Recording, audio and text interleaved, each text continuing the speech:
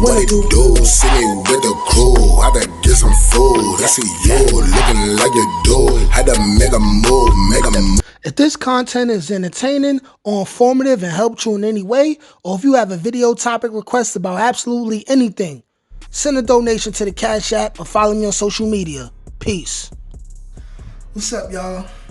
It's Nate Almighty, aka the Global Dark Skin Ambassador. Let's talk about a taboo topic. A topic that I feel like needs to be spoken about because it isn't spoken about enough. You know, this is particularly for the men and women who are watching this, who come from the same background as me. You know, very, very, very humble beginnings. You know, I'm talking about hot dogs in the soup. You know what I'm saying? I'm talking about 90s babies. You know what I'm saying? Watching Rugrats in the house. Then going outside in the backyard in the hood doing backflips on mattresses and shit, you know what I'm saying? Those of us who come from poverty or, you know what I'm saying, just not having it all, but still managing to make it work. Let's talk about these guys in the hood, you know what I'm saying? But let's also talk about the street guys in the hood, you know what I'm saying? I'm a person who is into, I've done some studying on human behavior and things like that, and I realized that with a lot of destructive behavior that one may see a woman who may be promiscuous, or a woman who may be on drugs, or a male who is promiscuous or on drugs, or, you know, just being real reckless in the street. I tend to believe that half of the time this comes from sexual abuse. Now, this doesn't apply to everyone. Hold on. Let me take.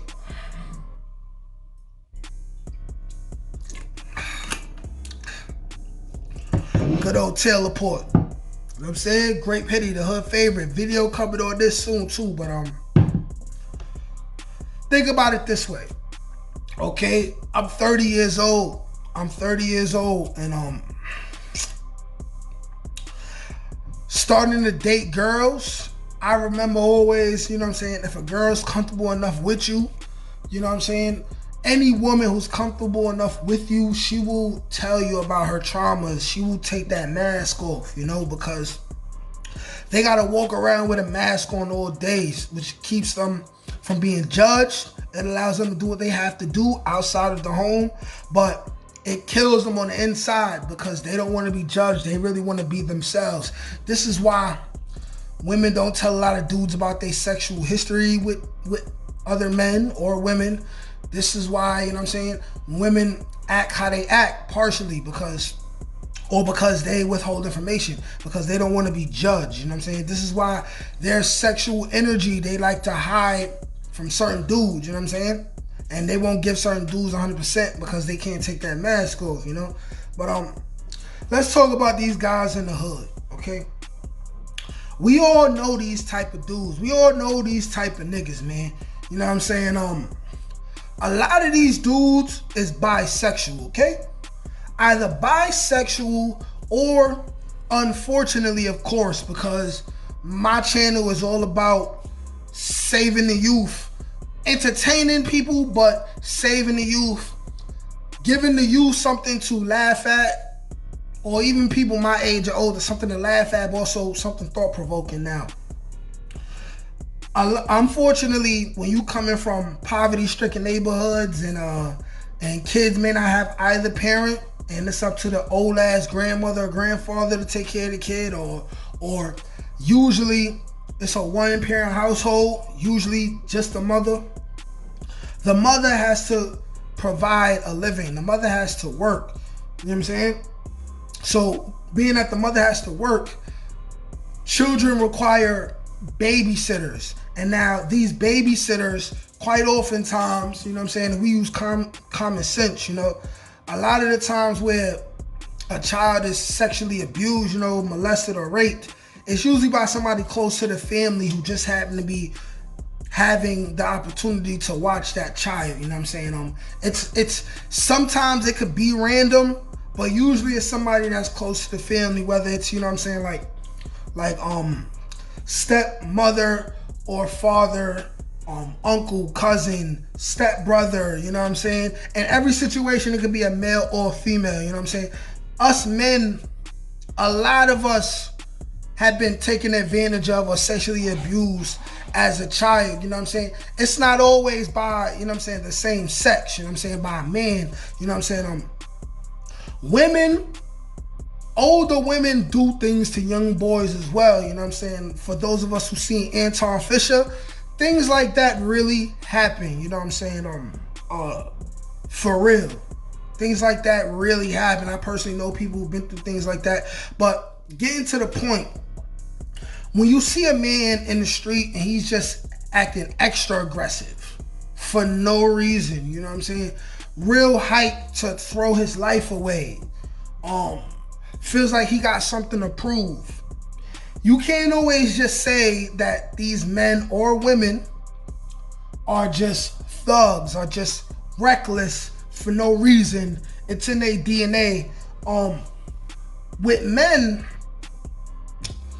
I could imagine it's real difficult for a man who has had his manhood violated at a young age to not display some type of negative aggression towards a large amount of people as he's coming into his age as a man, because we don't go to therapy, black people as a whole, you know what I'm saying?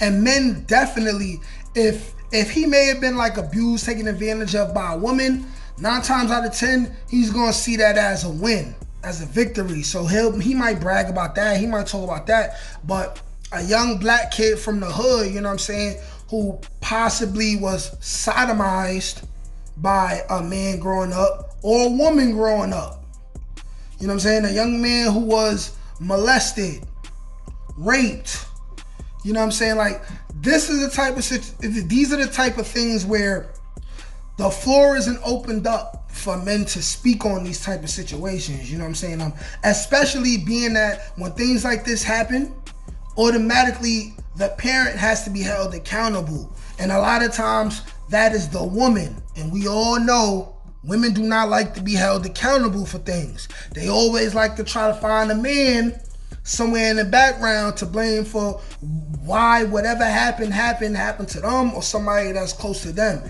Women, so the floor is not open for women to talk to their young boys to talk to their moms, and they're comfortable enough to say, hey, listen, your stepfather like touched my butt. You know what I'm saying? Stuff like that, which are very serious things, you know what I'm saying? I hate child abusers. Like, I want them all to die. You know what I'm saying? I personally feel like when you damage a young child, you destroy their life forever. So in return, your life should be destroyed as well. But see, you're grown, so you already lived a while. So the next best thing to do is, if you're proven beyond a shadow of a doubt to have done this thing, your life should be taken away from you. That's just, I feel like that's an abomination, and that should happen, you know what I'm saying? You know, these guys are extra masculine, some of them, not all of them, because things have happened to them, you know what I'm saying? And instead of getting therapy, like we all should do, these men just choose to deal with their anger and aggression by taking out on other people. Like, you never know, like, before a man kills another man, looks him in the face and shoots him, he's possibly getting himself ready for that by thinking about that old guy that abused him when he's a kid. He probably not even looking at the face of the person he killing.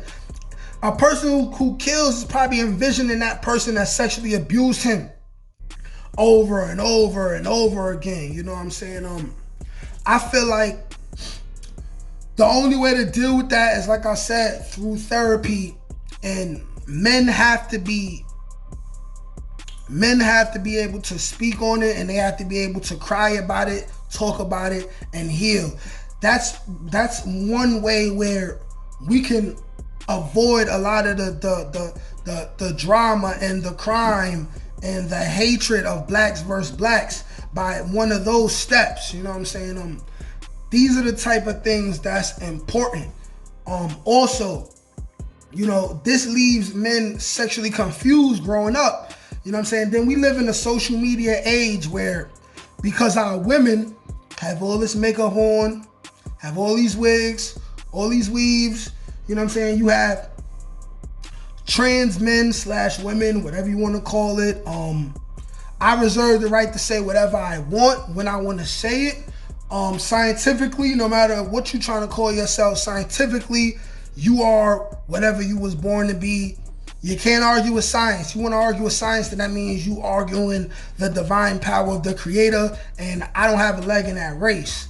You know what I'm saying? But because our women don't embrace their natural looks, black men growing up in a neighborhood, they are already used to how our women look. So then once you see trans people, men / women, we're gonna say trans women to iterate the fact that they look like women, these men are attracted to that look already.